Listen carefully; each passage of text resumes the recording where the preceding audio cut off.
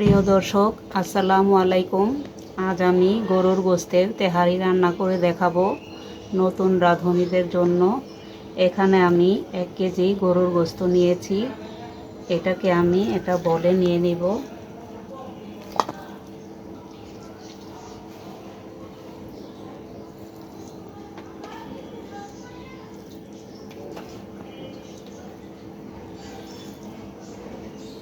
দেখুন, আমি নিয়ে নিলাম, এই সাইজের করে নিয়েছি। আপনারা চাইলে একটু ছোট বড় করে নিতে পারেন। এখন আমি আদা রসুন বাটা দিয়ে দিচ্ছি, দেব পেঁয়াজ কুচি। এখানে আমি চীনাবাদাম ভেজে একটু বেটে নিয়েছি। এখানে আমি জিরার গুঁড়া নিয়েছি, এটা হচ্ছে গরম মশলা গুঁড়া।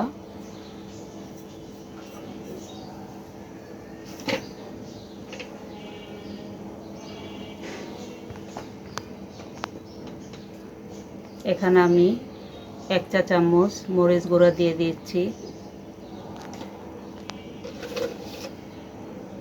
দিয়ে দিচ্ছি স্বাদ মতো লবণ, দিয়ে দিব এই টক দই নিয়েছি আমি, টক দইটাকে দিয়ে দিলাম।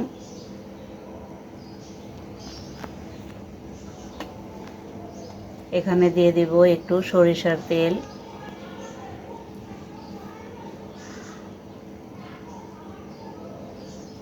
দেখুন,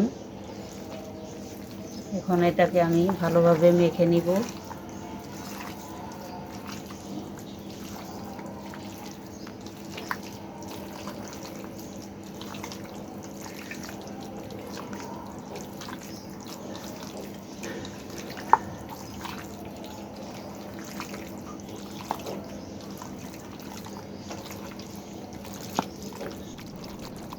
এখন আমি 40 মিনিট রেস্টে রেখে দিব। ফিরে এলাম 40 মিনিট পর।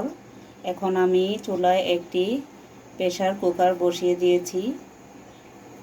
আমি তেলটা দিয়ে দিচ্ছি।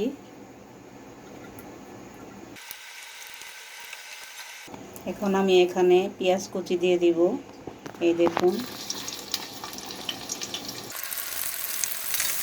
দিয়ে দিব একটু তেজপাতা, দারচিনি, এলাচ। পেঁয়াজটাকে একটু ভাজা ভাজা করে নিব। দেখুন, আমার পেঁয়াজটা ভাজা হয়ে গিয়েছে। আমি বেশি কালার করব না। এখন আমি ম্যারিনেট করা মাংসটাকে দিয়ে দিচ্ছি। এই তরকারিটা প্রেসার কুকারে দিয়েছি তাড়াতাড়ি সিদ্ধ হওয়ার জন্য। এখন আমি এখানে 1 মগ দুধ নিয়েছি, এটা দিয়ে দিচ্ছি।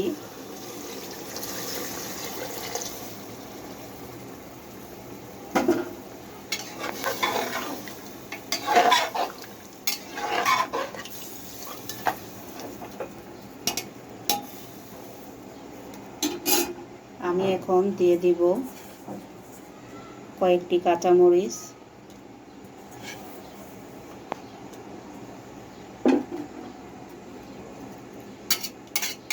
আমি ঠিক এভাবেই সিদ্ধ করে নিব। ঢাকনা লাগিয়ে দিচ্ছি।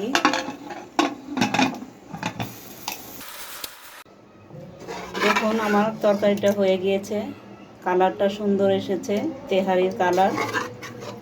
এই দেখুন, এখন আমি চুলায় একটি পাতিল বসিয়ে দিয়েছি। এখানে আমি তেল দিয়ে দিব।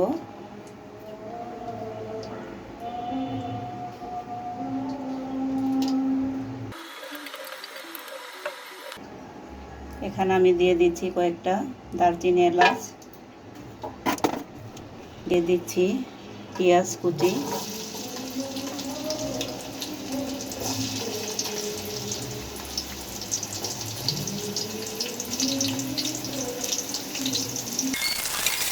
আমি একটু ভেজে নিব। এখানে আমি 3 পট চাল নিয়েছি, চিনি গুঁড়া চাল আমি দিয়ে দিচ্ছি। 1 কেজি গোস্তের মধ্যে আমি 3 পট চাল নিয়েছি।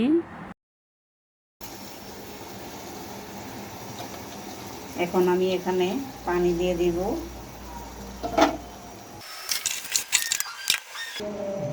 পানি দিয়ে দিচ্ছি।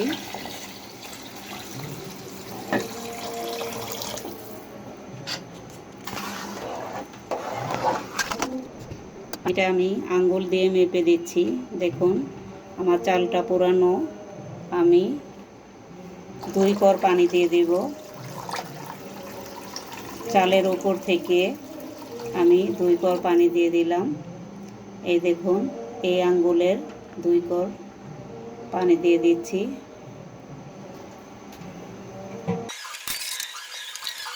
এখন আমি পরিমাণ মতো লবণ দিয়ে দিলাম। দেখুন পোলাওটা বলক এসে গিয়েছে। এখানে আমি একটু আলু ভেজে রেখেছিলাম সিদ্ধ করে, এটাকে দিয়ে দিচ্ছি। চুলার আঁচটা কমিয়ে দিচ্ছি। এই পর্যায়ে আমি গোস্তটাকে দিয়ে দিচ্ছি। এই দেখুন দেখুন আমি তরকারিটা দিয়ে দিলাম।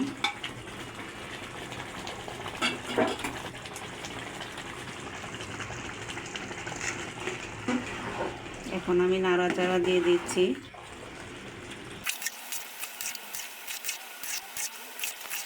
এখন আমি নিচে একটা তাওয়া বসিয়ে দমে দিয়ে দিব।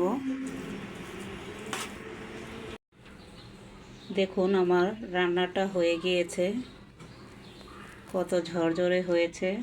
এই দেখুন কোনো আঁশ নেই। এভাবে যদি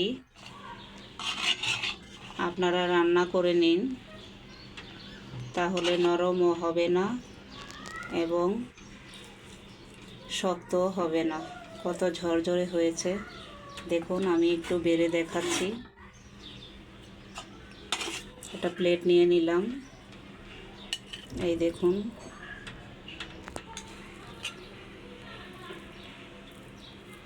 এটা ঠান্ডা হলে আরও ঝরঝরে হয়ে যাবে। কালারটা কত সুন্দর এসেছে দেখুন।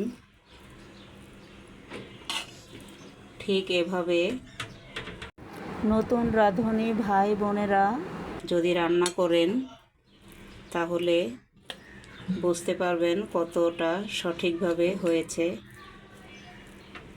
এই দেখুন হয়ে গেল আমার রান্না।